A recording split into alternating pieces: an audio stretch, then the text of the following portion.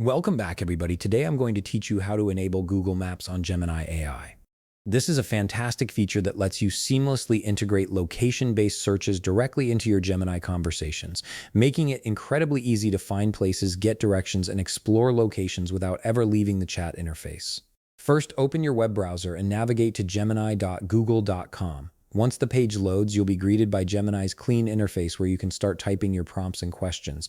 Make sure you're signed into your Google account to access all the features available. Now here's where the magic happens. To enable Google Maps functionality within Gemini AI, you don't need to dig through any settings or toggle complicated options. Instead, all you need to do is add @maps directly into your prompt. This simple command tells Gemini that you want to incorporate Google Maps data into your query, allowing it to pull location information and map results seamlessly. Let me give you a practical example to illustrate how this works. In the text box, type @maps find coffee shop in New York. Notice how the @maps prefix comes right at the beginning of your prompt, followed by your actual search query.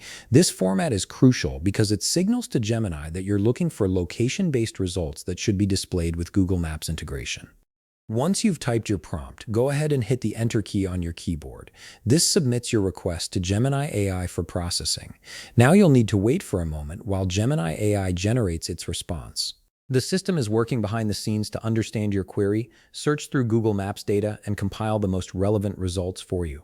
After a brief moment, Gemini will display its response. You'll see that it shows you information about a coffee shop in New York, complete with details that might include the name, address, ratings, and other helpful information. But here's the best part. It will also show you the Google Maps visualization directly within the chat interface. This means you can see exactly where the coffee shop is located, view the surrounding area, and even interact with the map if you need to zoom in or get directions. This integration makes Gemini AI incredibly powerful for planning trips, finding local businesses, or exploring new areas without having to switch between multiple apps or browser tabs.